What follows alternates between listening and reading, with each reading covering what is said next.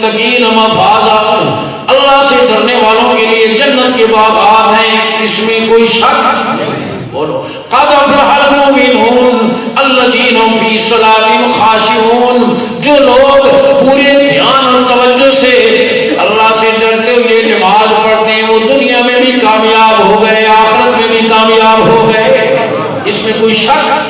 جو نماز پڑھتا ہے اس کی کامیابی میں کوئی شک؟ آگے چلو، فرمایا یمحق اللہ الربا ویربی الصدقات، اللہ سود کو مٹاتا ہے اور صدقات کو بڑھاتا ہے۔ قابل صدق کرام تکریم علماء کرام، عزیز مکرم پیکر اخلاق، مجلس تفضیل ختم نبوت کے ذمہ دار سیکرٹری جنرل حضرت مولانا قاضی ہارون الرشید صاحب دامت برکاتہ، اس علاقہ کی پہچان متحرک عالم دین حضرت مولانا قاری افتخار احمد صاحب دامت برکاتہ، بزرگ عالم دین یادگار اسلاف حضرت مولانا مختار احمد صاحب دامت فیضهم، عزیز مکرم حضرت مولانا مفتی محمد مظہر صاحب، حضرت مولانا سعید صاحب، حضرت مولانا عبد الماجد صاحب، عزیز محترم قاضی محمد ندیم صاحب، دیگر علاقہ بھر سے تشریف لائے ہوئے علماء کرام، قراء اعظام، مہمانان گرامی، میرے بزرگوں، بھائیوں، عزیزوں، میں شکر گزار ہوں عزیز مکرم، عزیز محترم، اس گلشن کی بہاروں کی نگہباں فاضل نوجوان حضرت مولانا بلال احمد صاحب کا، جنہوں نے آج کے ادھر ادھر نہ دیکھے، یہ کام نہیں، بیٹھ جاؤ بچے، جنہوں نے آج کے اس مبارک پروگرام میں مجھے اور آپ کو شریک کیا، اور الحمدللہ آج کا یہ مبارک پروگرام جیسا کہ آپ سن چکے ہیں، دیکھ چکے ہیں، ان کے فرزند ارجمند عزیز محترم حافظ محمد سعد بلال صاحب کے حفظ قرآن کے سلسلے میں میں ہمیشہ عرض کیا کرتا ہوں، پورے ملک میں پورا سال کا میرا سفر اسی طرح کے پروگراموں میں ہوتا ہے، کراچی سے لے کر شمالی علاقہ جات تک میں سال کے تقریباً 365 دنوں میں سے 300 دن میرے اسی طرح کے سفر میں ہوتے ہیں۔ ہر بچے کے حفظ قرآن پر دلی خوشی ہوتی ہے، لیکن اگر کسی عالم، کسی حافظ، کسی قاری کا بچہ آگے عالم یا حافظ بن جائے تو مجھے دوہری خوشی ہوتی ہے، اور وہ اس لیے کہ اللہ کا شکر ہے کہ انہوں نے اپنی لائن تبدیل نہیں کی۔ ہمارے استاد محترم، استاد المحدثین حضرت اقدس حضرت مولانا سلیم اللہ خان نور اللہ مرکزہ فرمایا کرتے تھے، بعض لوگ خود مولوی بن کر پچھتاتے ہیں کہ ہم سے تو غلطی ہو گئی ہے، مولوی بن گئے ہیں، اپنی اولاد کو آگے اس راستے پر نہیں لگائیں گے۔ خوشی اس بات کی ہوتی ہے کہ اللہ کا شکر ہے ان کے گھر سے علم نبوت نکلا نہیں ہے، ان کو اللہ نے آسمانی علم سے محروم نہیں کیا۔ راولپنڈی میں ڈاکٹر محمد نواز صاحب رحمہ اللہ تھے، تبلیغ کے بزرگوں میں، میڈیکل کالج کے پرنسپل بھی رہے، کہنے لگے میں امریکہ گیا، ایک مولوی صاحب مجھے ملے، کہنے لگے کہ میں عالم ہوں اور میرے 4 بیٹے ڈاکٹر ہیں۔ ڈاکٹر صاحب کہنے لگے میں نے ان سے کہا کہ میں ڈاکٹر ہوں اور الحمدللہ میرے 4 بیٹے عالم ہیں، اور وہ مختلف مدارس کے اندر پڑھا رہے ہیں۔ تو یہ اللہ کا شکر ہے کہ اللہ رب العزت نے انہیں جس لائن پہ لگایا اسی لائن پر چلتے ہوئے، انہی راہوں پر چلتے ہوئے انہوں نے اپنے بیٹے کو بھی قرآن مجید حفظ کرایا۔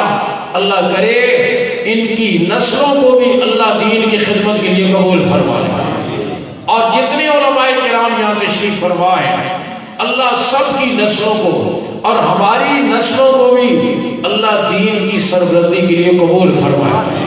میں ان کے اس بچے کے استاد محترم، انہوں نے ان کے استاد محترم کو موٹر سائیکل کی چابی دی، تو میں سوچ رہا تھا کہ میں مولوی بلال صاحب کو استاد ہوں، مجھے پتہ نہیں کس چیز کی چابی دی، یہ بھی تو سوچنا چاہیے نا۔ تو خیر میں عرض کر رہا تھا کہ انہوں نے اپنے اس بچے کے استاد محترم کی حوصلہ افزائی کی، یہ خوبصورت پروگرام منعقد کیا، اور مقصد اس پروگرام سے یہ ہے کہ ہم سب کو اپنے بچوں کو قرآن مجید یاد کرانے کا شوق پیدا ہو جائے۔ عمومی طور پر آج کچھ عرصہ پہلے ایک پروگرام اسلام آباد میں ایک بڑے تاجر اور سوسائٹیوں کے مالک ہیں، ان کے بچے نے حفظ قرآن مکمل کیا، انہوں نے شادی ہال میں بہت بڑا پروگرام کیا، اور بڑے وزراء، بڑے افسران، بڑے بیوروکریٹ، بڑے تاجر، ہر طبقے کے لوگوں کو انہوں نے بلایا اور بہت بڑا پروگرام، اور آخر میں انہوں نے بڑی اچھی بات کی کہ میں نے یہ پروگرام اس لیے کیا کہ یہ طبقہ عام طور پر مسجدوں کے پروگراموں میں جاتا نہیں ہے، آج میں نے ان کو یہاں بلا کر آپ کا بیان سنایا تاکہ انہیں بھی اپنے بچوں کو قرآن یاد کرانے کے شوق پیدا ہو جائے۔ تو اس سے مقصد یہ ہے کہ ہمیں بھی اس کا شوق پیدا ہو جائے، اور یقیناً کسی باپ کے لیے، کسی ماں کے لیے اس سے بڑھ کر کوئی اعزاز نہیں ہو سکتا۔ اللہ ان کی زندگی میں، ان کی اولاد کی پسلیوں میں اپنی وحی محفوظ کر دے، اپنی لاریب کتاب محفوظ کر دے، اپنا آخری پیغام۔ اور یہ قرآن مجید ہم ایک دوسرے کو میسج کرتے ہیں نا آج کل، اور میسج پیغام دیتے ہیں، قرآن کس کا پیغام ہے؟ ھذا بلاغ للناس، یہ اللہ کی طرف سے پیغام ہے، اس نے یہ پیغام ہمیں آپ کی طرف، اور پھر فرمایا ثم اورثنا الکتاب الذین اصطفینا، ہم نے اپنے بندوں میں سے چنا ہے ان لوگوں کو جنہیں ہم نے اپنی کتاب کا وارث بنایا ہے۔ تو یاد رکھیں یہ حفاظ اور علماء قراء یہ چنے ہوئے لوگ ہیں، کس نے نہیں چنا ہے؟ بولو بولو، کس نے چنا ہے؟ اگر کوئی ممبر بن جائے، چیئرمین بن جائے، ایم پی اے بن جائے، سینہ تان کے چلتا ہے، کہتا ہے میں لوگوں کا منتخب نمائندہ ہوں، لوگوں نے مجھے چنا ہے، کسی ایک گاؤں والے نے، کسی تحصیل والے نے، کسی ضلع والے نے اسے چنا ہے، وہ دھرتی پہ اڑتا ہوا جاتا ہے، سینہ تان کے چلتا ہے۔ ارے ناز کرو علماء حفاظ القرآن اپنی قسمتوں پر، تمہیں میرے رب نے چنا ہے، تم اس کے نمائندے ہو، اس نے تمہیں چنا ہے۔ رب کا قرآن کہہ رہا ہے کہ میں نے اپنے بندوں میں سے چنا ہے ان لوگوں کو جنہیں میں نے اپنی کتاب کا وارث بنایا ہے۔ تو اس لیے میں عرض کر رہا ہوں اس سے بڑی خوشی کا کوئی موقع اور ہے نہیں، اور قرآن مجید نے اس کو اللہ کا فضل قرار دیا، قل بفضل اللہ وبرحمتہ فبذلک فلیفرحوا۔ اور پھر قرآن مجید آپ غور کریں، ادھر ادھر نہ دیکھیں اور نہ اٹھیں، بھائی ادھر متوجہ ہو، او بھائی ادھر سامنے دیکھیں، ادھر ادھر نہ دیکھیں۔ قرآن مجید وہ عظیم اور لاریب کتاب ہے۔ میں مختصراً قرآن مجید کی کچھ خصوصیات کو ذکر کرتا ہوں کہ قرآن مجید پہلی آسمانی کتابیں جو اللہ نے نازل فرمائی، جو مشہور آسمانی کتابیں ہیں، صحیفے بھی نازل فرمائے، لیکن آسمانی کتابیں جو نازل فرمائی اللہ نے کون سی ہیں؟ تورات، زبور اور انجیل۔ حضور اکرم صلی اللہ علیہ وسلم نے فرمایا، غور کریں، آپ صلی اللہ علیہ وسلم نے فرمایا تورات کے بدلے میں اللہ نے مجھے سورہ فاتحہ عطا کی۔ پوری تورات کے بدلے میں، پوری تورات آسمانی کتاب ہے، اس تورات کے بدلے میں میرے آقا فرماتے ہیں کہ اللہ نے مجھے کیا عطا کیا؟ سورہ فاتحہ، جسے آپ ہر نماز میں پڑھتے ہیں، اور آپ ساری الحمدللہ سورہ فاتحہ کے حافظ ہیں۔ تو یہ سورہ فاتحہ کس کے بدلے میں عطا کی؟ بولو۔ آپ صلی اللہ علیہ وسلم نے فرمایا انجیل عیسیٰ علیہ السلام پر نازل ہوئی، انجیل کے بدلے میں اللہ نے مجھے سورہ مائدہ عطا کی۔ انجیل کے بدلے میں اللہ نے مجھے سورہ مائدہ عطا کی. اور فرمایا زبور داؤد علیہ السلام پر نازل ہوئی. داؤد علیہ السلام پر نازل ہونے والی زبور کے بدلے میں اللہ نے مجھے خوامیم عطا کی ہیں، وہ سورتیں جو حامیم سے شروع ہوتی ہیں. اور پھر میں عرض کر رہا ہوں گویا ساری پہلی آسمانی کتابیں ان کی تعلیمات حضور صلی اللہ علیہ وسلم نے فرمایا جو کچھ پہلی آسمانی کتابوں میں تھا وہ سارے کے سارا قرآن میں آ گیا. وہ سارے کا سارا جو قرآن مجید میں تھا وہ سارے کا سارا سورہ فاتحہ میں آ گیا.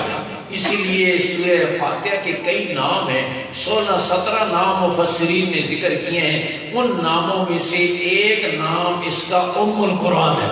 ایک نام کیا ہے؟ ام القرآن. ام عربی میں کہتے ہیں جڑ کو، بنیاد کو، اصل کو.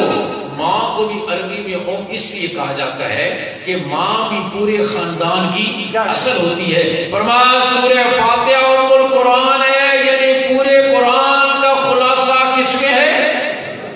اس لیے نماز میں سورہ فاتحہ پڑھی. اور پھر یہ بھی میرے آقا نے فرمایا جو کچھ سورہ فاتحہ میں تھا وہ سارے کا سارا بسم اللہ شروع ہو کر آخر تک. آپ نے فرمایا یہ اللہ کے خاص خزانے سے مجھے یہ آیتیں دی گئی. جو فرشتہ یہ آیتیں لے کر نازل ہوا کبھی زمین پر نہیں اترا، صرف یہ آیتیں لے کر. اور جس دروازے سے، آسمان کے دروازے سے یہ آیتیں نازل ہوئی وہ دروازہ کبھی نہیں کھلا، صرف اس موقع پر کھلا ہے. ان آیتوں کے نازل ہونے کے موقع پر صرف اس موقع پر وہ فرشتہ نازل ہوا ہے. اور فرمایا یہ اللہ کے خاص خزانے سے مجھے عطا کی گئی جو کسی نبی کو نہیں عطا کی. پھر آپ اندازہ فرمائیں کہ قرآن مجید کی خصوصیت ساری پہلی آسمانی کتابوں کا خلاصہ. اور پھر دوسری بات آپ غور فرمائیں، قرآن مجید کی جو سب سے پہلی صورت ہے سورہ فاتحہ کے بعد جو سب سے بڑی صورت، قرآن مجید کی سب سے بڑی صورت کون سی ہے؟ سورہ بقرہ. سب سے زیادہ احکامات سورہ بقرہ میں ہیں. اب سورہ بقرہ شروع ہوتی ہے تو فرمایا الف لام میم ذالک الکتاب لا ریب فیہ، یہ وہ کتاب ہے جس میں کوئی، بولو، جس میں کوئی شک نہیں. ذالک الکتاب لا ریب فیہ، یہ وہ کتاب ہے، پڑھنے والے اس کتاب کو تو اس انداز میں پڑھ، اس یقین سے پڑھ کہ لا ریب فیہ، اس کتاب میں کوئی شک نہیں. بولو، میں ذرا سا خلاصہ عرض کروں. اس کتاب میں جو بشارتیں ہیں ان بشارتوں کے لیے، ان بشارتوں میں کوئی شک کیا پڑھا؟ ان للمتقین مفازا، اللہ سے ڈرنے والوں کے لیے جنت کے باغات ہیں، اس میں کوئی شک. بولو قد افلح المؤمنون الذین هم فی صلاتهم خاشعون، جو لوگ پورے دھیان اور توجہ سے اللہ سے ڈرتے ہوئے نماز پڑھتے ہیں وہ دنیا میں بھی کامیاب ہو گئے، آخرت میں بھی کامیاب ہو گئے. اس میں کوئی شک؟ جو نماز پڑھتا ہے اس کی کامیابی میں کوئی شک؟ آگے چلو. فرمایا یمحق اللہ الربا ویربی الصدقات، اللہ سود کو مٹاتا ہے اور صدقات کو بڑھاتا ہے. اب دیکھو قرآن کیا کہہ رہا ہے؟ یمحق اللہ الربا، اللہ سود کو مٹاتا ہے، ویربی الصدقات، صدقات کو بڑھاتا ہے. اب آن کیا کہتی ہے؟ سود لیا، فکس ڈپازٹ کرایا، 7 لاکھ کے 14 لاکھ بن گئے، 14 لاکھ کے 28 لاکھ بن گئے. کیا کہہ رہی ہے کہ پیسہ بڑھ رہا، لیکن نظر یہ کہتی ہے پیسہ بڑھ رہا ہے. قرآن کی سچی خبر یہ کہتی ہے بڑھ نہیں رہا، کم ہو رہا ہے. نظر کیا کہتی ہے؟ صدقہ دیا 1000 روپے میں سے 500 روپے، تو 500 روپے رہ گئے، بڑھ گئے یا کم ہو گئے؟ بولو، کم ہو گئے. لیکن قرآن کی سچی خبر کہتی ہے لا ریب فیہ، اس میں کوئی شک نہیں کہ رب یہ کہہ رہا ہے یربی صدقات، صدقہ کرنے سے مال بڑھتا ہے. امام الانبیاء صلی اللہ علیہ وسلم نے فرمایا میں قسم کھا کے کہتا ہوں اللہ کے سچے رسول کو کسی قسم کی ضرورت نہیں. ایمان والے کا یہ عقیدہ ہے سورج مشرق کی بجائے مغرب سے طلوع ہو سکتا ہے، آسمان ٹوٹ سکتا ہے، ستارے جھڑ سکتے ہیں، لیکن زبان نبوت سے نکلی خبر غلط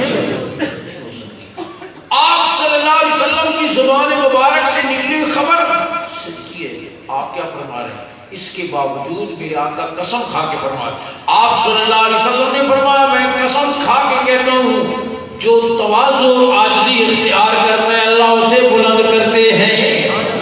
میرے آقا نے فرمایا میں قسم کھا کے کہتا ہوں جو معاف کر دیتا ہے اللہ اس کی عزت کو بڑھا دیتے ہیں. ہم تو کہتے ہیں نہیں ہم کوئی تجھ سے کم ہے کیوں معاف کرے. کسی آدمی کو گدھے نے لات مار دی نا تو اس نے جواب میں گدھے کو 2 لاتیں ماری کیسی کہ تیرے کو گھٹ گھٹ. حالانکہ انسان آج غور کرے چھوٹی چھوٹی باتوں پر انسان درندہ بن کر وحشی درندہ بن کر دوسرے کو چیر پھاڑ دیتا ہے. حالانکہ انسانیت کے کچھ تقاضے ہوتے ہیں. دادا گیا باہر تو دادے کو کتے نے کاٹ لیا, زخمی ہو کر واپس گھر آیا تو پوتی نے بڑی معصومیت سے پوچھا دادا جی کیا ہوا. دادے نے کہا کتے نے کاٹ لیا. تو بچی تھی معصوم, کہنے لگی دادا جی کتے کے کتنے دانت ہوتے ہیں. کہنے لگا 4. دادا جی آپ کے کتنے ہیں. کہنے لگے 32. تو کہنے لگی جب کتے نے 4 دانتوں سے آپ کو کاٹا تھا تو آپ نے 32 دانتوں سے اسے کیوں نہیں کاٹا. تو دادا جی نے کہا کہ بیٹی وہ کتا تھا اور میں انسان. وہ کتا تھا اور میں. انسانیت کے کچھ تقاضے ہوتے ہیں, انسانیت کے کچھ تقاضے ہوتے ہیں, ان کو پیش نظر رکھنا ہوتا ہے. میں عرض کر رہا ہوں کہ قرآن مجید خبر دے رہا ہے اللہ سود کو مٹاتا ہے صدقات کو بڑھاتا ہے. امام الانبیاء صلی اللہ علیہ وسلم کی خبروں پر اللہ ہمیں یقین نصیب فرمائے. آج ضرورت اس بات کی ہے, کانفرنسیں ہیں, جلسے ہیں, قرات کی محفلیں ہیں, پرنٹ میڈیا ہے, کتابوں کا چھپنا ہے, بہت کچھ ہے, لیکن جتنا جتنا وقت گزرتا چلا جا رہا ہے قرآن سے عملی تعلق کمزور پڑتا جا رہا ہے. قرآن مغرب کی طرف جانے کو کہتا ہے, ہم مشرق کی طرف جانے کو کہتے ہیں. قرآن سود سے منع کرتا ہے, ہم سود کو اپنی معیشت کی ریڑھ کی ہڈی سمجھتے ہیں. اب تو انفرادی طور پر بھی لوگوں نے سود لینا دینا شروع کر دیا ہے. حالانکہ تیرے میرے نبی نے بتاؤ حضور صلی اللہ علیہ وسلم کے ارشاد میں کوئی شک ہے؟ کوئی شک نہیں, کوئی شک نہیں. ایمان تو اسی کا نام ہے. آپ صلی اللہ علیہ وسلم کے صاحبزادے کا انتقال ہوا, زوجہ محترمہ کچھ غمگین تھی. رحمت دو عالم صلی اللہ علیہ وسلم نے فرمایا تم بیٹے کی جدائی پر غمگین ہو اور تمہارا بیٹا اس جنت کے خوشوں میں کھیل رہا ہے, اگر تم چاہو تو میں تمہیں دکھا سکتا ہوں. زوجہ محترمہ عرض کرنے کی حضور میں نہیں دیکھنا چاہتی اس لیے کہ ہو سکتا ہے میری نظر دھوکہ کھا جائے, مجھے اپنی نظر پہ اتنا یقین نہیں ہے جتنا آپ کی خبر پہ یقین ہے. مجھے اپنی نظر پہ اتنا یقین نہیں. تو رحمت دو عالم صلی اللہ علیہ وسلم نے فرمایا میں قسم کھا کے کہتا ہوں جو عاجزی اختیار کرتا ہے اللہ اسے بلند کرتا ہے. میں قسم کھا کے کہتا ہوں جو معاف کر دیتا ہے اللہ اس کی عزت کو بڑھا دیتے ہیں. اور میرے آقا نے فرمایا تیسری بات میں قسم کھا کے کہتا ہوں کہ صدقے سے مال بڑھتا ہے, صدقے سے مال بڑھتا ہے. نظر کچھ کہے, دنیا کچھ کہے, قرآن کی سچی خبر جس میں کوئی شک نہیں وہ کہتی ہے کہ صدقے سے مال بڑھتا ہے اور سود سے مال. تو میں عرض کر رہا ہوں قرآن مجید کی ہر خبر شک و شبہ سے بالا تر. آج دنیا میں کوئی مصنف یہ نہیں کہہ سکتا, سائنس کی کتاب لکھنے والا سائنس کے ضابطے اور قانون بناتا ہے, یہ نہیں کہہ سکتا کہ یہ میری کتاب شک و شبہ سے بالا تر ہے, اس میں کوئی غلطی نہیں. معیشت والا ماہر اکنامکس کی کتاب لکھنے والا نہیں کہہ سکتا کہ میری کتاب شک و شبہ سے بالا تر ہے. قانون کی کتاب لکھنے والا یہ نہیں کہہ سکتا کہ یہ کتاب میری شک و. ایک نظریہ آتا ہے دوسرے دن وہ غلط ثابت ہو جاتا ہے, تیسرا نظریہ آ جاتا ہے. لیکن قرآن مجید صدیاں بیت گئی, صدیاں بیت گئی, آج تک قرآن نے اپنی صداقت کا سچائی کا جو دعویٰ کیا ہے آج تک اس دعوے کو کوئی چیلنج نہیں کر سکا. آپ غور کرو یہ سچی کتاب اللہ نے ہمیں عطا فرمائی, بولو جس میں کوئی شک نہیں ہے, جس میں کوئی شک نہیں ہے. اور یہ اللہ کا آخری پیغام ہے اور یہ قیامت تک کے لیے نہیں بلکہ قیامت کے بعد بھی یہ پیغام ہے. حدیث شریف میں آتا ہے اہل جنت کی مجلس ہوگی, اللہ رب العزت اہل جنت کی مجلس انبیاء ہوں گے، صدیقین ہوں گے، شہداء ہوں گے، اولیاء ہوں گے، مومنین ہوں گے. دعا کرو اللہ ہم سب کو اس مجلس کے شریک بنا دے. جیسے یہاں بیٹھے ہوئے اللہ وہاں بھی ایسے بٹھا دے. اہل جنت کی مجلس میں اللہ داؤد علیہ السلام سے فرمائیں گے داؤد اہل جنت کو زبور پڑھ کے سناؤ. داؤد علیہ السلام کو اللہ نے ایسی آواز دی تھی، دنیا میں بھی جب زبور پڑھتے تھے فضاؤں کے اڑتے ہوئے پرندے رک جایا کرتے تھے. جنت میں تو وہ آواز اور حسین ہوگی. داؤد علیہ السلام زبور سنائیں گے. پھر اللہ رب العزت رحمت دو عالم صلی اللہ علیہ وسلم سے فرمائیں گے اقرا یا حبیبی سورۃ یاسین. میرے محبوب اہل جنت کو سورہ یاسین پڑھ کر سناؤ. امام الانبیاء صلی اللہ علیہ وسلم سورہ یاسین کی تلاوت فرمائیں گے. پھر خود رب ذوالجلال سورہ رحمان کی تلاوت فرمائیں گے. رحمان کا کلام اور پڑھنے والا رحمان خود ہو. وہ کیسی محفل قرات ہوگی جس میں پڑھنے والا رحمان ہوگا اور سننے والے اہل جنت ہوں گے. ہر آیت نور کا بادل بن کر جنتیوں پر برسے گی. جو بات میں سمجھانا چاہتا تھا وہ یہ کہ ساری کتابیں تورات، زبور، انجیل اللہ نے نازل فرمائی، لیکن اہل جنت کی مجلس میں میرا رب جس کتاب کی تلاوت کرے گا وہ کتاب قرآن مجید ہے. پھر یہ کتاب آخری کتاب ہے. حضور اکرم صلی اللہ علیہ وسلم نے فرمایا میں آخری نبی ہوں، میرے بعد کوئی نبی نہیں. قرآن آخری کتاب ہے، قرآن کے بعد کوئی اور کتاب نہیں. تم آخری امت ہو اور تمہارے بعد کوئی اور امت نہیں. حضور اکرم صلی اللہ علیہ وسلم نے اس کتاب کو آخری کتاب، اور میں نے عرض کیا آخر سے مراد یہ صرف قیامت تک نہیں، قیامت کے بعد بھی باقی رہنے والی کتاب یہ قرآن مجید ہے جو اللہ نے حافظ صاحب کے سینے میں جمع کر دی، محفوظ کر دی. اور الحمدللہ یہاں اور بھی اس گاؤں کے 16 بچے غالباً قرآن مجید یاد کر رہے ہیں. دعا کرو اللہ یہ دولت ہم سب کو نصیب فرمائے. یہ کتاب سینوں میں محفوظ ہو جاتی ہے. پہلی آسمانی کتابوں کا صرف نبی حافظ ہوتا تھا اور کوئی حافظ نہیں ہوتا. تورات موسیٰ علیہ السلام پر نازل ہوئی، موسیٰ علیہ السلام حافظ، امت حافظ نہیں. انجیل عیسیٰ علیہ السلام پر نازل ہوئی، عیسیٰ علیہ السلام حافظ، امت حافظ نہیں. زبور داؤد علیہ السلام پر نازل ہوئی، داؤد علیہ السلام حافظ، امت حافظ نہیں. لیکن جب اس امت کی باری آئی حضور اکرم صلی اللہ علیہ وسلم پر قرآن مجید نازل ہوتا، جبریل ابھی ابھی لے کر آتے، آپ جلدی جلدی اس وحی کو دہراتے، کوئی آیت رہ نہ جائے، کوئی مضمون رہ نہ جائے. رب ذوالجلال نے فرمایا لا تحرک به لسانک لتعجل به ان علینا جمعه وقرآنہ فإذا قرأناه فاتبع قرآنہ ثم ان علینا بیانہ. میرے محبوب آپ اپنی زبان مبارک کو جلدی جلدی حرکت نہ دیجیے اس خیال سے کہ کوئی آیت رہ نہ جائے، کوئی مضمون رہ نہ جائے. آپ کے مبارک سینے میں، آپ کی امت کے کروڑوں سینوں میں قرآن محفوظ کرنا یہ ہمارے ذمہ ہے. آپ غور کرو، چھوٹے چھوٹے بچے فیصل مسجد کے امام صاحب کچھ دن پہلے میرے پاس آئے، کہنے لگے ہمارے ہاں ایک حفظ کے بچوں کا مقابلہ ہوا. 6.5 سعودی سفیر بھی تھے، ممتحن بھی تھے، قراء حضرات. ایک 6.5 سال کی بچی دونوں پاؤں کرسی پر رکھ کر بیٹھ گئی اور سعودی سفیر سے کہنے لگی اگر میں غلطی کروں میرے نمبر کاٹے، اگر میں ٹھیک سناؤں تو پھر مجھے 100 کی بجائے 101 نمبر دے. ممتحن کہنے لگے ہمیں تو اختیاری 100 نمبروں کا 101 کہاں سے دے. سعودی سفیر کہنے لگے نہیں سعودیہ ویسے ہوتا ہے، اچھی کارکردگی پر ممتحن 1 نمبر کی آزادی دے سکتا ہے. بچی سے 4 جگہ سنا، ٹھیک سنا.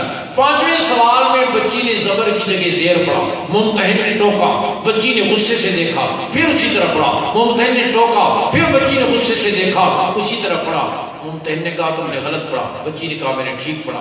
سعودی سفیر کہنے لگے قرآن مجید کھول کر دیکھو. قرآن مجید کھول کر دیکھا گیا تو واقعتاً بچی نے غلط پڑھا تھا، پھر بھی بچی کے اصرار کی میں نے ٹھیک پڑھا. سعودی سفیر کہنے لگے دوسرے کمرے میں اس کے استاد کو بلا کر سنو. دوسرے کمرے میں اس کے استاد کو بلایا گیا، انہیں بتایا نہیں گیا لیکن اس جگہ سنا گیا. استاد نے بھی زبر کی جگہ زیر پڑھا. سعودی سفیر کہنے لگے یہ بچی کی غلطی نہیں ہے، استاد کی غلطی ہے. قاری صاحب کہنے لگے وہ بچی سارا سنا کر پھر مجھے کہنے لگی قاری صاحب اب میں اگلی آیتیں پڑھوں یا پچھلی آیتیں پڑھوں. یہ حفاظ اور علماء جانتے ہیں، آپ کو سمجھ میں نہیں آئے گی یہ بات کہ پیچھے پڑھنا کتنا آسان ہے، یہ کتنا مشکل ہے، لیکن میں آپ کو سمجھاتا ہوں۔ سورہ فاتحہ کس کس کو یاد ہے؟ سب کو یاد ہے۔ صراط الذین انعمت علیہم، پڑھو ذرا پیچھے، آگے نہیں کہہ رہا، پیچھے مشکل ہے، ولم یکن لہ کفوا احد، پڑھو ذرا پیچھے۔ ہو سکتا ہے کہ 10 منٹ سوچ کر کوئی ایک آیت پڑھ لے، لیکن پیچھے پڑھنا آسان نہیں ہے۔ لیکن وہ 6.5 سال کی بچی، یہ قرآن مجید کے اعجاز ہے، 6.5 سال کی بچی جس روانی سے آگے پڑھنا جانتی ہے اسی روانی سے پیچھے پڑھنا جانتی ہے۔ یہ قرآن مجید کے اعجاز ہے، اور اس امت کی خصوصیت ہے کہ چھوٹے چھوٹے سینوں میں اللہ اس کتاب کو محفوظ کر دیتے ہیں۔ الحمدللہ یہ کتاب اس بچے کے سینے میں یہ محفوظ ہوئی، اور میں کہتا ہوں میرے دوستو یہ لازوال دولت ہے، یہ لازوال ساری دولت میں یہی رہ جائے گی۔ سر کی ٹوپی اترے گی، آنکھ کا چشمہ اترے گا، کلائی کی گھڑی اترے گی، جسم کے کپڑے اتریں گے، بھائی اتارے گا، بیٹا اتارے گا، چچا اتارے گا، ماموں اتارے گا، 2 چادروں میں لپیٹ کر رخصت کر دیا جائے گا۔ ڈاکٹر کی ڈاکٹری صاف نہیں جائے گی، انجینئر کی انجینئرنگ صاف نہیں جائے گی، جاگیردار کی جاگیر صاف نہیں جائے گی، بیوروکریٹ کی بیوروکریسی اور منصب صاف نہیں جائے گا۔ قرآن والے کا قرآن قبر میں بھی جائے گا، حشر میں بھی جائے گا۔ حدیث شریف میں آتا ہے حضور اکرم صلی اللہ علیہ وسلم نے کیا فرمایا؟ آج میرے دوست ادھر دیکھو اور بیٹھے رہو بھائی، عصر کے وقت افطار مت کرو۔ ہاں آخر میں جو اعلان ہوتا ہے نا فرشتے کی طرف سے، جب مجلس ختم ہوتی ہے کیا اعلان ہوتا ہے؟ بخشے بخشائے اٹھو، اللہ نے تمہارے گناہوں کو قوموا مغفورا لکم قد بدلت سیئاتکم بالحسنات، بخشے بخشائے اٹھو، اللہ نے تمہارے گناہوں کو نیکیوں سے بدل دیا۔ یہ اعلان کس وقت ہوتا ہے؟ آخر سب کے لیے، بشرطے کہ جاتے ہوئے جوتے اپنے پیر کر جائیں، اس کے لیے اعلان۔ تو یہ اعلان آخر میں ہوتا ہے، آخر تک سارے تسی میرے تو زیادہ مصروف نہیں ہوں، میں اگر وقت کٹ کے آ کے 2 گھنٹے تو بیٹھا تو سجا کے کروں۔ میں عرض کر رہا ہوں کہ یہ دولت اللہ ہم سب کی اولادوں کو نصیب فرمائے۔ نیت کرو کہ انشاءاللہ اپنی اولادوں کو یہ دولت دلوائیں گے، لازوال دولت، ساتھ جانے والی نہیں۔ امام الانبیاء صلی اللہ علیہ وسلم نے کیا فرمایا؟ آپ صلی اللہ علیہ وسلم نے فرمایا اشراف امتی حملۃ القرآن، میری امت کے VIP خاص الخاص کون ہے؟ قرآن۔ آج ہم VIP کس کو سمجھتے ہیں؟ جس کے آگے ٹوٹو کرنے والی گاڑی جا رہی ہے، ہاں راستے میں پولیس والے کھڑے ہوئے ہوں، اور جب تک یہ بدبخت گزرتا نہیں وہ ایک سانس میں 100 گالیاں دیتے ہیں، اور یہ سمجھتا ہے کہ یہ میرا پروٹوکول ہے۔ یہ پروٹوکول نہیں ہے، ہاں یہ خوشامد ہے، چاپلوسی ہے، اس کو عزت نہیں کہتے۔ اسی دفتر میں ریٹائر ہونے کے بعد دوسرے دن جائے گا کہ کوئی چپڑاسی بھی نہیں اٹھے گا۔ میں کہتا ہوں چھوٹا بچہ بھی ٹوٹو والی گاڑی سے کھیلتا ہے، تو بھی ٹوٹو والی گاڑی سے کھیلتا ہے۔ یہ کیوں مرتے ہیں کہ قوم کی خدمت کروں اور قوم کی خدمت کروں؟ اس پروٹوکول کے یہ ٹوٹو کرنے والی گاڑی جانتے کوئی کون جا رہا ہے؟ جھوٹی عزت کی خاطر۔ رحمت عالم صلی اللہ علیہ وسلم نے فرمایا میری امت کے لوگوں، اشراف امتی حملۃ القرآن، میری امت کے VIP ہوئے جن کی پسلیوں جن کے سینوں میں اللہ کا قرآن محفوظ ہے، اور یہ اتنے VIP ہیں دنیا کے حکمران کے دورے پر آتے ہیں نا، ان کے لیے ریڈ کارپٹ اور سرخ قالین بچھائے جاتے ہیں، ان کے لیے اللہ کے فرشتے پر بچھاتے ہیں، ان کے لیے اللہ کے فرشتے پر بچھاتے ہیں۔ سمندر کی مچھلیاں حتی نملۃ فی جوہرہا، چیونٹی اپنے بل میں، سمندر کی مچھلی سمندر کی لہروں میں، ان کے لیے دعائیں مغفرت کرتی ہیں۔ تو یہ VIP ہیں جن کی پسلیوں میں اللہ کا قرآن محفوظ ہے۔ اور دوستو کیوں نہ ہو، یاد رکھو کتاب کی عظمت صاحب کتاب کی عظمت کے اعتبار سے ہوتی ہے۔ آپ کتاب کو دیکھتے ہیں نا، آپ کتاب دیکھتے ہیں اس کے لکھنے والا کون ہے؟ اگر لکھنے والا کوئی بڑا آدمی ہے کہتے ہیں کتاب بھی بڑی عظیم ہے۔ تصنیف اور کتاب کی عظمت صاحب کتاب کی عظمت کے اعتبار سے ہوا کرتی ہے۔ اور قرآن مجید فرمایا قرآن مجید بادشاہ کا کلام ہے، سارے کلاموں کا بادشاہ ہے، بادشاہ کا کلام ہے۔ اورنگزیب عالمگیر کی بیٹی زیب النساء عفیفہ پاک دامن خاتون تھی، شعر و شاعری کرتی تھی، اس کے اشعار ایران کے بادشاہ تک پہنچے.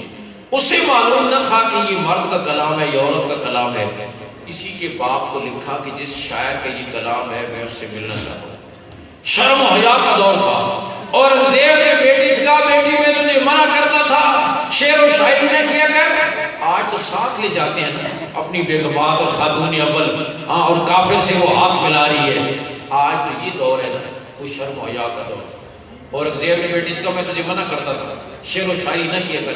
آج ایک نامحرم مرد تجھ سے ملنے کی تمنا کر رہے ہیں.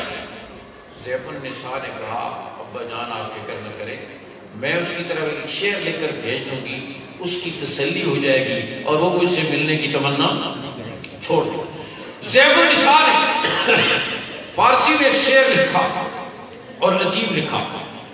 کیا لکھا؟ فرمایا در سخن مخفی منم چون بوئے گل در برگے گل ہر کے دیدن میری دارت در سخن بیند برا. در سخن مخفی منم چون بوئے گل در برگے گل ہر کے دیدن میری دارت در سخن بیند برا.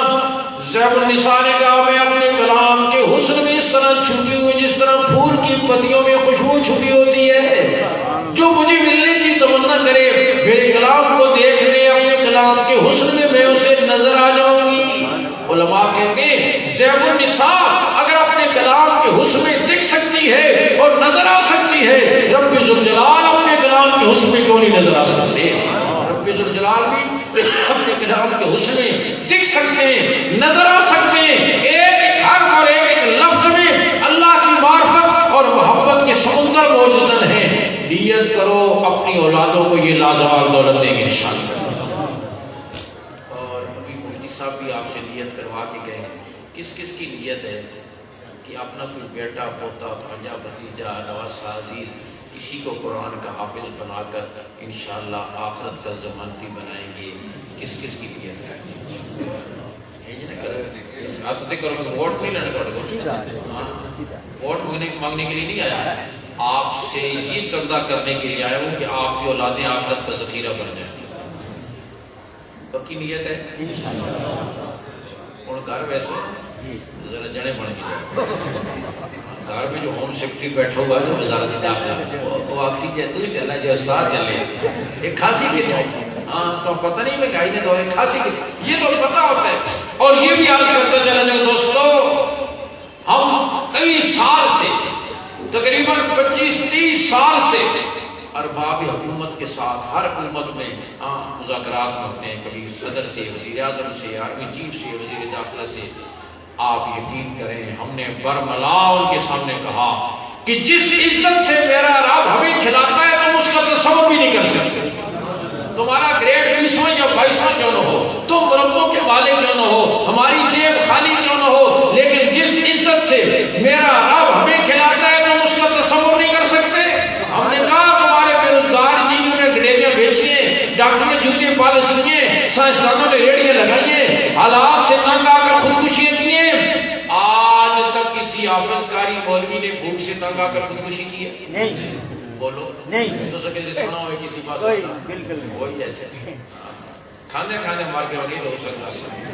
لیکن 4 آدمی بیٹھ کے دوا کھا رہے ہیں، اتنا کھایا اتنا کھایا، ایک مر گیا، پھر دوسرا مر گیا، پھر تیسرا مر گیا، اب چوتھا بیٹھے ہوئے رو رہا ہے.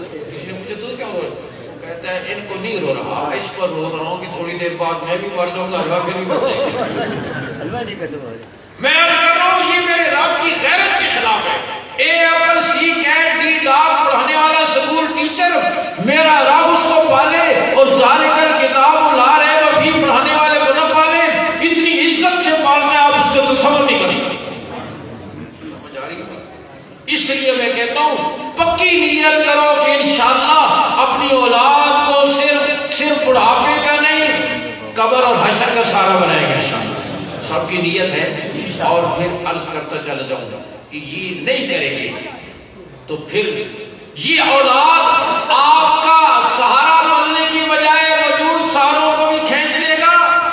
اور اگر یہ کریں گے تو پھر کیا ہوگا؟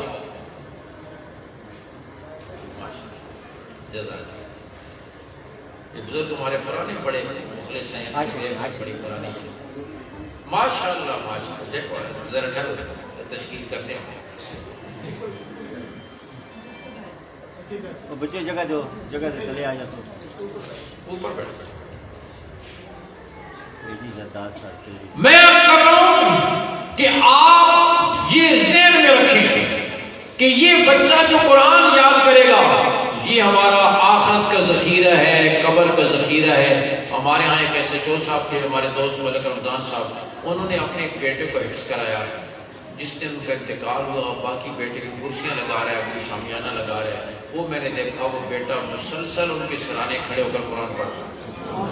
اور دوستو آپ سے میں اکثر ایک بات پوچھتا ہوتا ہوں، آپ بتاؤ، سچی بتاؤ، میرا خیال نہیں کرنا، میرے اور آپ کے مرنے کے بعد جس ذوق شوق اور محبت سے ہمارا اپنا بیٹا پوتا نواسا ہمارے لیے قرآن پڑھے گا، دنیا کا کوئی مولوی اس طرح پڑھے گا؟ نہیں. سچی گل کر. نہیں.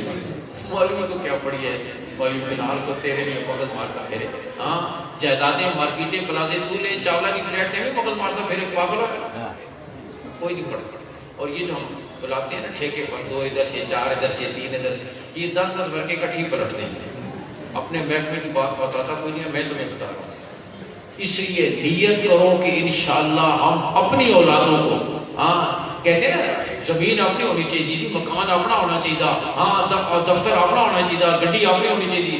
تو کیا خیال ہے حافظ بھی اپنے گھر کا نہیں ہونا چاہیے؟ ہونا چاہیے نہیں. اور ظاہر ہے کہ وہ صبح پڑھے گا، رات کو پڑھے گا، شام کو پڑھے گا، چلتے پھرتے پڑھے گا. اجر و ثواب کی کھیپ انشاءاللہ آپ کو قبر میں ملتی رہے گی انشاءاللہ. روزانہ اللہ کے قرآن آپ کے گھر میں پڑھا جائے گا، اللہ کی رحمتیں نازل ہوگی، برکتوں سے گھر بھر جائے گا. اور اگر گھر میں قرآن ہوگا، گھر جنت کا نمونہ بنے گا، اولاد بھی آپ کے لیے آنکھوں کی ٹھنڈک بنے گی، دنیا سے جائے گی تو خوشی سے جائے گی. شیخ الحدیث مولانا زکریا نور اللہ مرکز فرماتے ہیں میری بیٹی جو مولانا یوسف رحم اللہ کی اہلیہ تھی ٹی بی کی مریض ہو گئی، سالہ سال بستر عدالت پہ رہی، صابر اور شاکر رہی، کبھی زبان پہ شکوہ اور شکایت نہیں آیا. فرمایا میں اللہ کی کس نعمت کا شکر ادا کروں، میری یہ بیٹی مغرب کی نماز پڑھ رہی تھی، سجدے میں گئی کہ روح پرواز کر گئی. دعا کرو اللہ ابھی بھی ایسی موت دے. آمین اونچی آنکھوں اور نہیں آئی یہ اپنے وقت کہہ کے وہی قبول ہو جائے گا. ایک نوجوان کہہ لگے مسجد نبی میں بیٹھا تھا،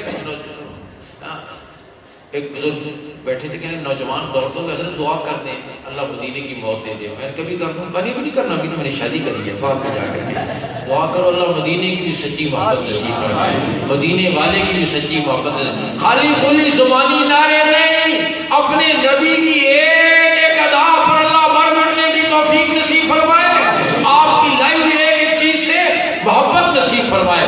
اور اللہ کرے سجدہ کرتے ہوئے موت آ جائے، تلاوت کرتے ہوئے موت آ جائے، طواف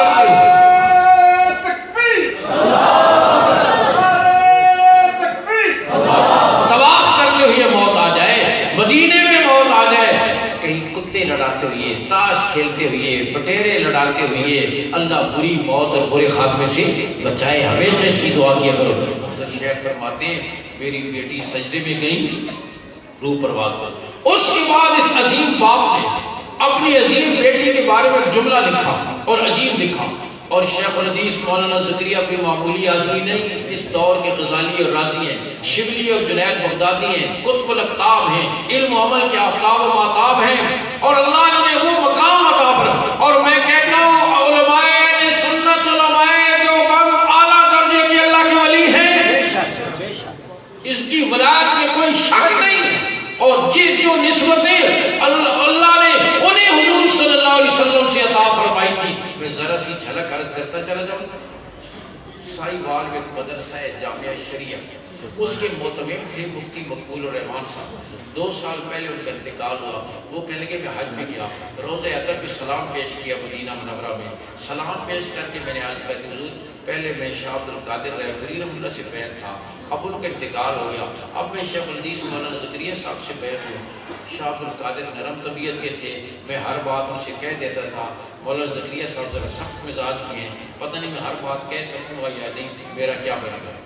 یہ کہہ کر پھر میں قدمین مبارک کی طرف، جس طرف حضور صلی اللہ علیہ وسلم کے قدمین ہیں اس طرف چلا گیا. دیکھا کہ شیخ الحدیث مولانا زکریا کرسی پر بیٹھے ہوئے سر نیچے کر کے اور لوگ آ کر مصافحہ کر رہے. میں بھی گیا حضرت شیخ سے مصافحہ کیا. شیخ نے سر اوپر نہیں اٹھایا اور میرا ہاتھ اپنے ہاتھ میں لے کر فرما لگے بھائی جو بادشاہ عبدالقادر سے کہتے تھے مجھ سے بھی کہہ دیا کرو لیکن شکایتیں تو نہ لگایا کرو. آپ اندازہ کرو کیا نسبت عطا فرمائی تھی اللہ نے. صرف 5 منٹ بعد کی بات ہے. کہا میں گیا آپ نے فرمایا شکایتیں تو نہ لگایا کرو مجھ سے بھی کہہ دیا. اتنی عظیم شخصیت قطب الاقطاب علم و عمل کے آفتاب و مہتاب یہ عظیم باپ بیٹی کے انتقال پر انہوں نے جملہ لکھا اور عجیب لکھا. کیا لکھا؟ فرمایا میں نے اپنی اس بیٹی کو اس دن بھی دیکھا جس دن یہ دلہن بن کر اور اسی لباس پہن کر زیورات میں سج کر میرے گھر سے رخصت ہوئی اور پھر اس دن بھی دیکھا جس دن اسے کفن کی سفید چادریں پہنائی گئی. فرمایا واللہ دلہن بن کر اتنی خوبصورت نہیں لگ رہی تھی جتنی کفن کی چادروں میں خوبصورت لگ رہی تھی. واللہ دلہن بن کر اتنی خوبصورت نہیں لگ رہی تھی جتنی کفن کی چادروں میں خوبصورت لگ رہی تھی. میرے بھائیوں بزرگوں غور کرو نا. مرنے کے بعد جب ماتھے کا جھومر اتر گیا کانوں کی بالیاں اتر گئی گلے کا ہار اتر گیا ہاتھوں کے کنگن اتر گئے انگلی کی انگوٹھی اتر گئی پاؤں کا پازیب اتر گیا سر پر لباس اتر گیا اور بدن پہ کفن کی چادریں آ گئی. پھر اس کس چیز کا تھا؟ ایمان کا تھا, تقویٰ کا تھا, نماز کا تھا, تلاوت کا تھا, صبر کا تھا, ذکر کا تھا, شکر کا تھا. ان اعمال کا حسن سمٹ کر چہرے پر آ گیا. اپنے اولادوں کو یہ دولت دینے کی توفیق نصیب فرمائے. اور پھر دوستو آخری باتیں میں عرض کر رہا ہوں. یہ آج پاکستان جیسے ملک میں 1 سال میں قرآن مجید کے 1 لاکھ حافظ اور 35,000 عالم اور مفتی تیار ہو رہے ہیں. یہ برکت ہے بوریہ نشین علماء کی جو چپڑاسی سے کم تنخواہ سے گزارا کر کے مسجد کے کسی تنگ حجرے اور چوک میں گزارا کر کے اس کا کوئی ہاؤس رینٹ نہیں, اس کا کوئی میڈیکل الاؤنس نہیں, اس کا کوئی کنوینس الاؤنس نہیں. چپڑاسی سے میڈیکل الاؤنس کیا ہوتا؟ ہاں کہ اب تو استاد جی ہم تو بڑے چٹے کپڑے پہنے ہوئے ہیں یہ جیکٹ کی ہماری نہیں. آپ اندازہ کرو قوم کی ذہنیت دیکھو. اور یہ ہے اس کو میں نے عرض کیا ان کاموں کے باوجود اس بے رخی کے باوجود الحمدللہ یہ ملا آج بھی قوم کی دینی ضرورت کو پورا کر رہا ہے. اور نہ صرف پورا کر رہا ہے, ہمارے بچے عصری تعلیم کے لیے دنیا کے ملکوں میں جاتے ہیں. دنیا بھر سے بچے علم نبوت کے لیے پاکستان کو آپ غور کریں. یہ بچہ پنجابی بولنے والا, ہاں کیسا اس نے قرآن پڑھا, پشتو بولنے والا, سرائکی بولنے والا, ہندو بولنے والا قرآن پڑھنا شروع کرتا ہے. 3 سال کے بعد قرآن پڑھتا ہے. معلوم یہ ہوتا ہے قرآن ابھی نازل ہو رہا ہے. کس نے پر محنت کی؟ ایک لفظ درست کرانا, ایک حرف زبان پہ لانا, لہجہ درست کرانا, اس کی منزل سننا. صبح سحری سے لے کر آج کل فجر سے پہلے 4 ساڑھے 4 بجے کلاسیں شروع ہوتی ہیں, رات کو 9 بجے تک. آپ اندازہ کریں سارا دن ایک استاد بیٹھتا ہے اور پھر بچوں کے سینوں میں قرآن اتارنے کا ذریعہ بنتا ہے. اللہ اتارتے ہیں لیکن یہ ذریعہ بنتا ہے. آپ غور کریں یہ برکت ہے مدارس کی. آج اسی بنا پر کہ دین اسلام کی قوت کا ذریعہ, دین کی اشاعت کا ذریعہ, پھیلاؤ کا ذریعہ یہ دینی مدارس ہیں. آج علماء سے دینی مدارس سے ایک سازش کے تحت, عالمی ایجنڈے کے تحت, کفر کے منصوبے کے تحت آج ان سے دور کرنے کی کوشش کی جا رہی ہے تاکہ ان سے دور کر دیں, علماء سے کاٹ دیں, پھر گمراہی کے جس گڑھے میں چائے پھینک دیں. آج ان سے دور کرنے کی کوشش کی جا رہی ہے. نیت کرو قرآن سے بھی تعلق جوڑیں گے, قرآن والوں سے بھی تعلق جوڑیں گے, علماء سے بھی تعلق جوڑیں گے, اور ہاں علم سے بھی علماء سے بھی تعلق جوڑیں گے. جتنے فتنے آتے ہیں دینی حوالوں سے الحمدللہ ان فتنوں کی سرکوبی آج تک علماء نے کی. آپ لمبی تاریخ ہے میں اس میں نہیں جاتا. قریب کے دور میں انگریز نے جب ہندوستان پہ قبضہ کیا اور پادری برساتی مینڈکوں کی طرح پھیل گئے, مسلمانوں نے شکوک و شبہات پیدا کرنے کے لیے دین اسلام کے بارے میں شکوک و شبہات, حالانکہ دین اسلام مکمل دین ہے. آج بھی یورپ کا میڈیا اور ان کے تعلیمی اداروں میں کہا جاتا ہے وہ جی اللہ تک پہنچنا ہے, کوئی عیسائی ہو جائے، کوئی سکھ ہو جائے، کوئی ہندو ہو جائے، اللہ تک پہنچنا ہے تو اللہ تک پہنچنے کا وہ راستہ ہوگا نا جو اللہ نے بتایا ہے، ہاں اس راستے پر جائیں گے۔ اور اس شبہات پیدا کر پھیل گیا پورے ہندوستان میں۔ ایک پادری آیا ایک فتنہ لے کر، شاہ عبدالعزیز محدث دہلوی اللہ ان کی قبر پہ کروڑوں رحمت نازل فرمائے، آ کر فارسی کے ایک شعر میں فتنہ پیش کیا، کہا کسے بگفت عیسیٰ ز مصطفیٰ آلاز این بزیر زمین دفن وہاں بوجھ سم۔ کسی نے کہا ہے کہ عیسیٰ علیہ السلام حضور صلی اللہ علیہ وسلم سے افضل ہے کہ حضور زمین میں آرام فرما رہے ہیں اور عیسیٰ علیہ السلام اوپر ہے، آسمانوں پر۔ اور ہمارا ایمان ہے عیسیٰ علیہ السلام قیامت کے قریب آسمانوں سے اتریں گے دمشق میں، اور دمشق کی مسجد کے مشرقی مینار پر فجر کی نماز پر اتریں گے، لیکن عیسیٰ علیہ السلام اتریں گے تو حضور کے امتی بن کر آئیں گے۔ قادیانی دھوکہ دیتا ہے، تم کہتے ہو حضور کے بعد کوئی نبی نہیں آئے گا تو عیسیٰ علیہ السلام تو آئیں گے۔ ہم کہتے ہیں حضور صلی اللہ علیہ وسلم کے بعد کسی کو نئی نبوت نہیں دی جائے گی۔ عیسیٰ علیہ السلام کو نئی نبوت دی جائے گی یا پہلے کی نبوت ہے؟ بولو پہلے کی۔ اور اس امت کے لیے آئیں گے تو اس امت میں کیا بن کر آئیں گے؟ امتی۔ اپنی امت کے لیے نبی اور اس امت کے لیے، اور دونوں حیثیتیں ہو سکتی ہیں۔ ایک ہی وقت میں ایک آدمی باپ بھی ہوتا ہے اور بیٹا بھی ہوتا ہے۔ آپ اپنے باپ کے لیے کیا ہیں؟ بیٹے، اور اپنے بیٹے کے لیے کیا ہیں؟ باپ۔ ایک ہی آدمی ہے کہ وقت میں باپ بھی ہے بیٹا بھی ہے۔ اس نے آ کر یہ فتنہ پیش کیا، عیسیٰ علیہ السلام آسمانوں پر ہے، تو پھر میں کہوں گا ان اللہ علی کل شیء قدیر کا کیا مطلب ہے؟ مولانا رحمۃ اللہ کرام یہ فرمانے کہ تمہارے کتنے بیٹے ہیں؟ کہنے لگا 4۔ کہنے لگے 5واں بھی پیدا کر سکتے ہیں یا نہیں؟ کہا کر سکتا ہوں۔ کہا چھٹا؟ کہا کر سکتا ہوں۔ کہنے لگے باپ بھی پیدا کر سکتے ہیں یا نہیں؟ کہا نہیں، میرے گھر میں جو پیدا ہوگا، چوتھا ہوگا یا 5واں ہوگا یا چھٹا ہوگا، بیٹا ہی ہوگا، باپ نہیں ہو سکتا۔ ان کا اللہ بھی دوسرا خدا پیدا کرنے پر قادر ہے، لیکن جو بھی پیدا ہوگا مخلوق کی ہوگی، خالق نہیں ہو سکتا۔ وہ بھی پیدا ہوگا مخلوق کی ہوگی، خالق۔ میں عرض کر رہا ہوں ان علماء کی وجہ سے انہوں نے پھانسی پر چڑھ کر، کال کوٹھڑیوں میں پہنچ کر، ان کو سور کی کھالوں میں لپیٹ کر اور ان کو آگ میں جلا دیا گیا، لیکن الحمدللہ آج بھی دین کا روشن سب کچھ کر۔ مولانا رحمۃ اللہ کرانوی مولانا جعفر تھانیسی فرماتے ہیں ہم کال کوٹھڑی میں پہنچے، ہمیں ایک پروانہ ملا جس میں انگریز نے لکھا تھا پرسوں آپ کو سامنے والے درخت کے ساتھ لٹکا کر پھانسی دے دی جائے گی، اور میں آپ کو پھانسی پہ لٹکتا ہوا دیکھ کر بڑا خوش ہوا۔ کہنے لگے یہ پروانہ پڑھ کر ہم کال کوٹھڑی میں یوں اچھل رہے تھے جیسے بچے عید کے دن اچھلتے ہیں۔ انگریز مرد عورتیں جمع ہو گئے، بولیو یہ شادی کارڈ نہیں، ڈیتھ وارنٹ ہے، اور تم یوں خوش ہو رہے ہو جیسے تمہاری شادی کی تاریخ طے ہو گئی۔ ہم نے کہا اسی لیے تو خوش ہو رہے ہیں، ہمیں شہادت کی موت ملے گی۔ موت ہر چیز کو ختم کر دیتی ہے، شہادت موت کو بھی ختم کر دیتی ہے۔ ادھر سے بیوی کا خط آیا، انگریز نے جائیداد ضبط کر لی، مکان گرا دیا، زمینوں پر قبضہ کر لیا، در بدر کی ٹھوکریں کھا رہے ہیں، بیٹیاں جوان ہیں، ان کی شادی بھی کرنی ہے، کیا کروں؟ لکھا کسی بزرگ عالم سے مشورہ کر کے کوئی نیک اور صالح نوجوان دیکھ لینا اور کہہ دینا زندہ باپ کی یتیم بیٹیاں ہیں، زندہ باپ کی یتیم بیٹیاں ہیں، اور دیکھو دین کو ترجیح دینا، مال کو ترجیح نہ دینا۔ انہوں نے کال کوٹھیوں میں پہنچ کر موت کے پروانے پا کر جائیدادیں ضبط کرا کر بیوی بچوں کو در بدر کرا کر بھی دین کی سربلندی کو پیش نظر رکھا۔ آج ان علماء کی قربانیوں کی وجہ سے فتنے کافور ہوئے، سیاہ پردے چاک ہوئے، اور دین کا روشن چہرہ دوپہر کے چمکتے ہوئے سورج کی طرح آج بھی محفوظ ہے۔ نیت کرو کہ انشاءاللہ ان علماء سے تعلق مضبوط کریں گے۔ ان کے ذریعے تمہیں کلمہ ملا، ان کے ذریعے تمہیں وضو کرنے کا طریقہ آیا، ان کے ذریعے تمہیں نماز پڑھنی آئی، رکوع آیا، سجدہ آیا، قرآن پڑھنا آیا، حلال حرام کی تمیز آئی۔ یہ تمہارے محسن ہیں، نیت کرو کہ انشاءاللہ ان کے ساتھ تعلق مضبوط کریں گے۔ آپ کے ہاں یہ جو مدرسہ قائم ہے الحمدللہ، کہاں جہان اور کہاں قرآن اور حفاظ کوئی تصور بھی نہیں تھا۔ الحمدللہ آج اس گاؤں کے کتنے بچے پڑھ رہے ہیں؟ کتنے کر رہے ہیں؟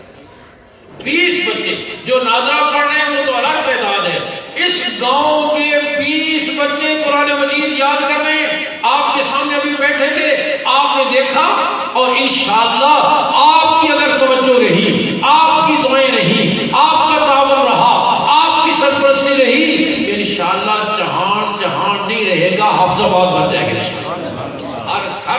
کے نور سے منور ہو جائے گا، ہر در و دیوار قرآن کی خوشبوؤں سے معطر ہو جائیں گے، پورا گاؤں بیک اٹھے گا قرآن کے نور سے۔